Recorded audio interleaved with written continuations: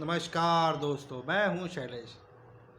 दोस्तों, आज बात करेंगे शेयर मार्केट के बारे में। What is share market? क्या है ये? दोस्तों, शेयर मार्केट का मतलब है कि आप किसी कंपनी में कुछ परसेंट के लिए ओनर बन जाते हैं। जैसे कि उसका भी शेयर्स निकलता है, यानी कि हिस्सा, कंपनी का हिस्सा, उसके आप मालिक बन जाते हो। लेकिन इसके लिए आपको वो शेयर्स, वो हिस्सा खरीदना पड़ेगा। जो भी कंपनी का भाव होगा वो आपको खरीदना पड़ेगा। शेयर्स के भाव 1 रुपया भी हो सकता है, 10 रुपया भी हो सकता है, 100 रुपये भी हो सकता है, 1000 भी हो सकता है। और जितना भी आप शेयर्स खरीदोगे, जब आप बेचोगे तब आपको मुनाफा होगा। इसमें आपको लॉस भी हो सकता है, यानी कि ये एक तरफ से गैम्बलिंग ही है। गैम्बलिंग इसलिए क्योंकि आपको नहीं पता ये कंपनी आगे चलकर कैसा परफॉर्म करेगी। अच्छा भी कर सकती है, बुरा भी कर सकती है।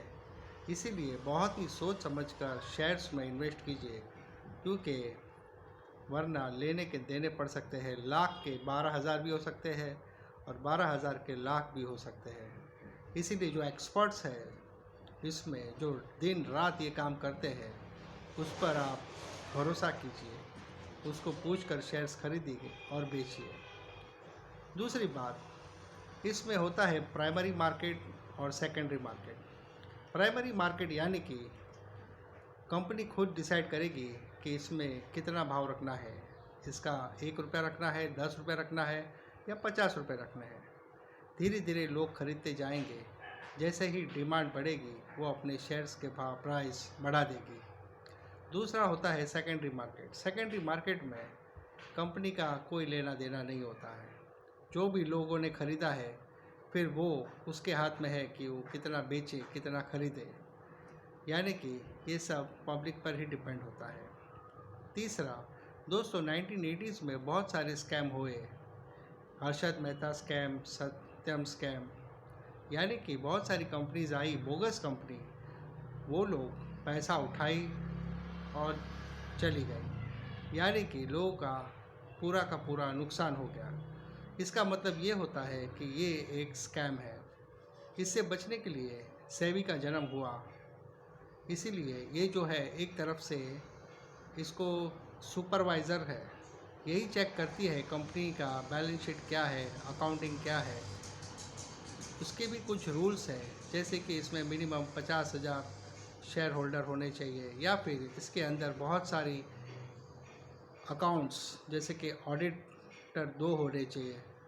इस तरह से बहुत सारे रूल्स एंड रेगुलेशन होती है।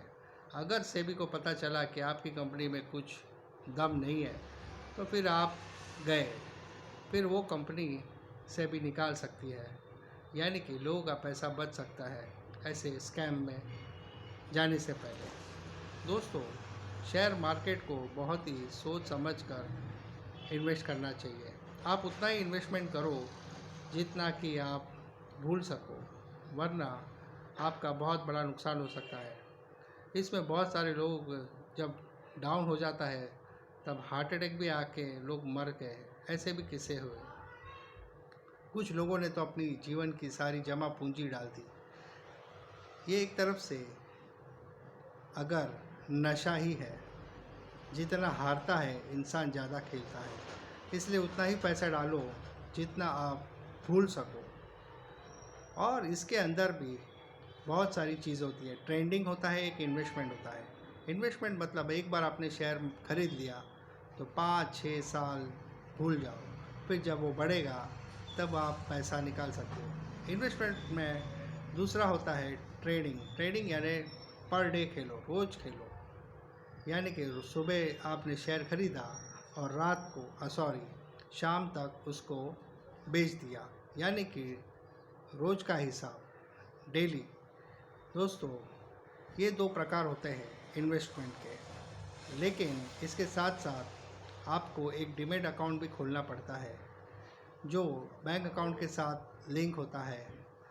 उसमें आप अपना शेयर खरीद भी सकते हैं, बेच भी सकते हैं, और इसके कुछ नॉमिनल चार्जेस होते हैं, वो आपको देने पड़ेंगे। ओवरऑल ये था शेयर मार्केट का ज्ञान। दोस्तों, अगर आपको लगता है कि मुझे इतना नॉलेज नहीं है, मैं कहाँ ये सब देखने जाऊँ कि कंपनी का रिकॉर्ड क्या है, कंपनी कैसे आगे वर्क करेगी, तो म्यूचुअल फंड भी है। म्यूचुअल फंड में आप इन्वेस्ट कर सकते हैं। म्यूचुअल फंड में होता यह है कि म्यूचुअल फंड के जो एक्सपर्टीज़ होते हैं वही डिसाइड करते हैं। 10 अलग अलग शेयर्स कंपनी में वो लोग इन्वेस्ट करते हैं और पैसा जब बनता है तब वो आपका प्रॉफिट निकाल कर देते हैं। तो शेयर मार्केट से ज़्यादा बेटर है म्यूचुअल फंड। म्यूचुअल फंड में आप अच्छा खासा प्रॉफिट कमा सकते हो, लेकिन म्यूचुअल फंड में लॉन्ग टाइम के लिए बहुत ही बेनिफिट होगा। म्यूचुअल फंड पे मैं और एक वीडियो बनाऊंगा, लेकिन आज के लिए इतना ही। वीडियो अच्छा लगे तो लाइक कीजिए, सब्सक्राइब कीजिए। मिलते हैं एक नए वीडियो पर। जय हिंद।